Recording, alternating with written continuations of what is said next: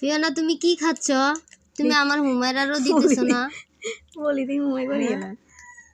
আল্লাহ গো, দেখছো পুরাটা ফিওনা খাইয়া লাইতেছে।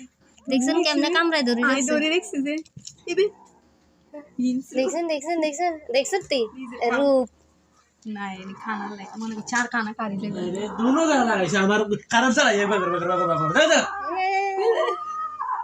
ওই সাও না টিটেতে কিতা করছে ফিওনা।